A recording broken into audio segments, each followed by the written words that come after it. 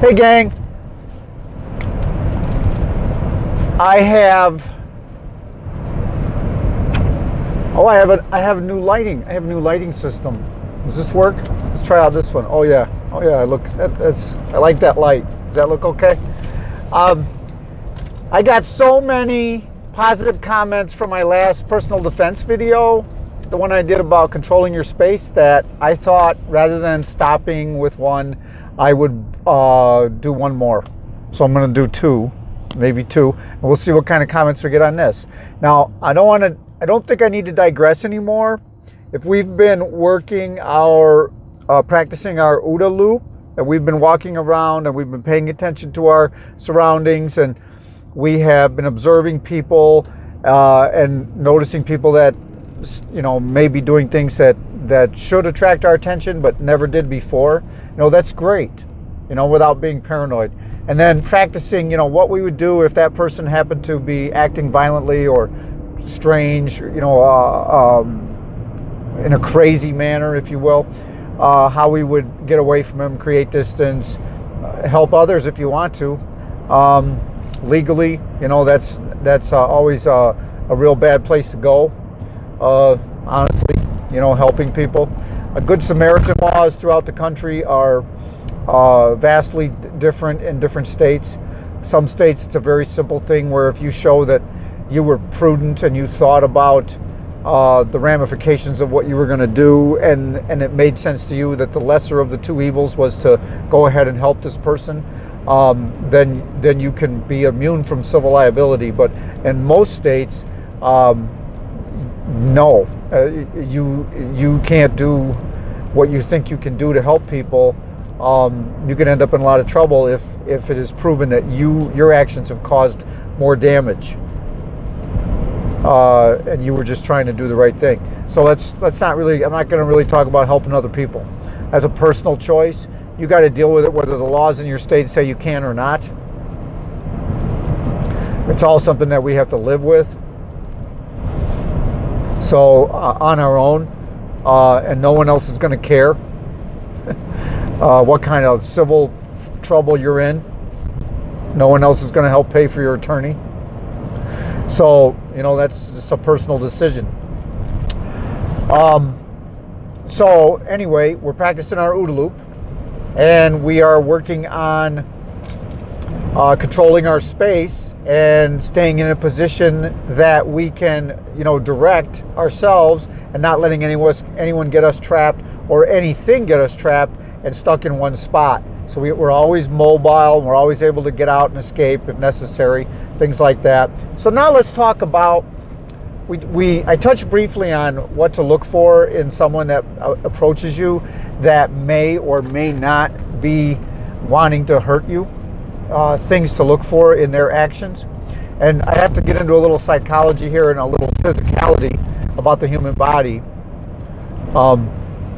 as much as I can with my clothes on anyway. But we're going to talk about what happens to people just before or during a very violent or traumatic situation that they may be in. And your body does some really amazing things, some fascinating things. And it doesn't matter if you're the victim or the assailant, your body can exhibit and will do certain things based on the level of excitement and the level of danger that it perceives, that your brain perceives. Okay?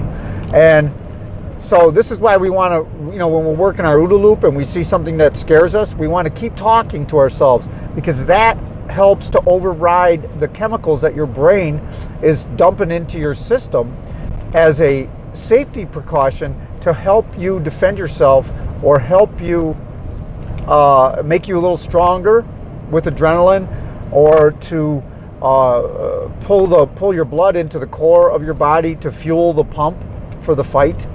Okay, it's something that it happens to everyone.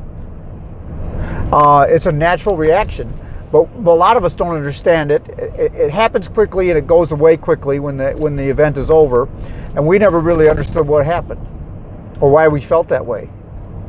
You know, when I was a child and someone threatened me and I thought I was going to get into a fight, I felt like I was going to cry. And I thought, what's wrong with me? Why am I so scared that I want to cry? Well, because I'm a girl. But because the reason for that was because adrenaline was causing my vocal cords to constrict and get that same feeling that I felt like I was going to cry, and I had trouble swallowing. At the same time, my heart was beginning to race. And so this is a very emotional situation at the same time. And so you feel like you're going to cry. And that's the easiest way for us to equate that or to make sense of that feeling. I felt like I was going to cry. Okay, so we got to keep that down by talking to ourselves and working our OODA loop. And where's my escape route? And where are my loved ones? And how can I get out? And is this going to be okay? And am I going to fight? And I don't care if what you're saying to yourself doesn't make any sense, but if you're talking to yourself, even if you're moving your mouth and physically saying it out loud, it's going to help override that adrenaline dump and keep you calmer and help you make decisions, okay? Reasonable decisions. All right, so we talked about seeing a group of people approach us and none of them are joking and laughing and they're not talking to each other. Some of them may be looking behind them and looking around for witnesses, okay? So this is a group of people that we don't want to really walk into the middle of. We don't want to confront them head on. We want to move off to the side and let them go by because they're up to something, okay? If they're gonna, we move off to the side and they move to intercept us. We need to get out. We need to get out fast. Okay. Now let's say you're dealing with someone you've come out of a nightclub, you've come out of a restaurant. Some people are waiting for you outside because they saw you in there and they don't like trans people. This is a crazy analogy that I'm making up, just so that I can talk about what it is they might do or how they might react. And so this is what we would call a pre-contact cue. Something that they would do before they made contact with you, or a way that they might act before they made contact with you. We call it a pre-contact cue. Okay. Now, if someone is standing and you're approaching them and they're thinking about charging you and striking you or knocking you to the ground, they're going to be in a stiff position. And they're going to suddenly drop their center of gravity. And they still might be 25 feet away from you. Okay? That's a pre-contact cue. And if you're paying attention to them and you're working your OODA loop and you see that, then you're going to want to head out the other way and create more distance between you and them, making it more difficult for them to do what they want. Okay? That's one thing. Another thing is they come up to you and they're talking trash and they're talking smack and they're telling you that they want to, you're a freak or you don't deserve to be here, or what makes you think you should be here, or whatever. If you want to stand there and talk to them, that's your prerogative. You don't want to take your eyes off of them, so you might have to engage them in some conversation while trying to get away. Go back to where there's people. Go back to where there's other witnesses. Go back to where there's numbers. Go back to where the management of the establishment you just came from can help you, okay? But if they continually repeat the same phrase, okay, over and over again, you keep hearing one of them, or there's just one guy, and you keep hearing him saying the same thing, like there's something wrong with the guy. Why can't he come up with anything better to say? What's this all about? It's because his adrenaline and his chemicals that are in his body are not allowing him to make conscious, reasonable decisions. All he's going to do is attack you. All he's going to do is hit you. And so all he can think of to say is the same thing over and over and over again. Okay, when this happens, when this occurs, if you're trying to talk somebody down or de-escalate the situation and they keep saying the same thing over and over again, you need to be running or getting ready to block a strike or getting ready to take a charge, because it's coming. Okay, that's a big one. Now, that's a real big one, and that's if you're involved in a conversation with somebody. Now, let's say you're not involved in a conversation with somebody. Let's say there's no time to speak. Okay, so a pre-contact cue that you might look for in other people as you're walking and you see other people and you make eye contact with them is, where are they looking? Are they looking you in the eye? You know, does it look like they care about anything, or are they just minding their own business, doing their own thing? If they're looking you in the eye, and if they drop their eyes to your hands, okay, it's because they got the guilty conscience, not you.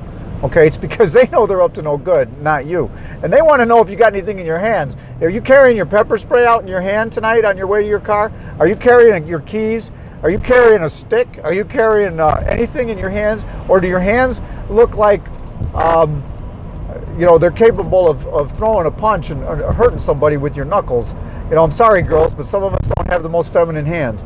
Neither do I. And I like to augment my hands if I'm going into a neighborhood that I don't think I might, you know, that I think I might have to talk, to have words with people. I like to augment my hands and show people who might be thinking about attacking me that I got stuff on my hands that could hurt. It's actually been pointed out to me on several occasions when I wasn't even thinking of it, but which is good. So I know people are paying attention. Anyway,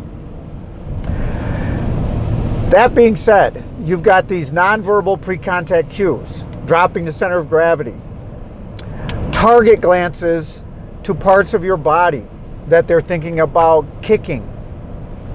They're looking at your knees. They're looking at your groin. They're looking at your hands. They're really close to you, and suddenly you realize they're not looking you in the eye anymore. They're looking at your jaw. Okay, this is all the best they can do to tell, and they're telegraphing their thoughts, is they're thinking about punching you in the jaw, or kicking you in the groin, or grabbing your wrist. Okay, and this is another time when they're that close and they're making these target glances, it's about to happen. Unless they see something that deters them and changes their mind, it's about to happen. Okay, now they may suddenly, their skin may go ashen in color. You know, doesn't happen every time. But their skin may suddenly go white, and that is from vasoconstriction, capillary constriction, from the blood getting sucked out of their extremities, your face, your hands, your feet, and getting pulled up into the core of the body to feed the pump and give the heart plenty of blood to pump around and oxygenate the muscles. It's just something they can't control. It's a natural response to what they know is about to happen. You don't, because you're just minding your own business. You're innocent. That's not a real big. It's hard to notice that. You know, there'd have to be a light shining in their face, or you'd have to be talking to them for a couple minutes to realize they suddenly changed. But it is a pre-contact cue. Another one is a flexing of the fingers. Okay, because they know what they're going to do once again, and their adrenaline is flowing, and they're getting ramped up for that fight. But you're not, and you see them, and they're standing there, and one of their hands is flexing. And generally, for most of us, it would be the left hand. This exhibits itself in the non-dominant hand, and since most of us are right-handed, the left hand will be flexing and pumping as it tries to bleed off that energy, and they won't even be aware that they're doing it. The knees will be shaking, and the person might be bouncing on their balls of their feet. And this is their body bleeding off the excess energy that they haven't been able to get rid of yet because they're waiting for you to get close. Okay, these are pre-contact cues that you need to cue into. You see them, you need to get away. You need to give that person some space. Give him some alone time.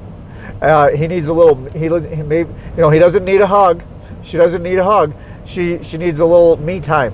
Okay, so you need to get away, and pay attention to this stuff. Now, I know this may sound overwhelming to some of you, and it has to be practiced. This is like I said before at the beginning of this whole series, I'm going to talk about all the boring stuff that nobody wants to hear about. Everybody wants to just, give me that concealed carry permit so I can throw a gun in my pocket or my purse and then I'll be good to go. No, you won't. You'll be just a dangerous person. Okay, without training and without the ability to create distance from your attacker, you're never going to be able to get that thing out in time and use it. Okay, and I got another video about the Second Amendment and mass shooters, and that one might be coming up, so there won't be time for a wardrobe change. Anyway, guys, I'm we're going to finish up this series with some time at the range. So I've been practicing and practicing, and I've been getting trained by some really good guys that really know how to use their guns really well, and I hope that I'll be able to not drop my gun too many times when we're at the range and I'm trying to demonstrate how to deploy a firearm under extreme stress in a really big hurry. I've already scared myself. I can feel my adrenaline flowing now. See my left hand flexing? Peace and love to all. Let's just try to accept one another for who they are.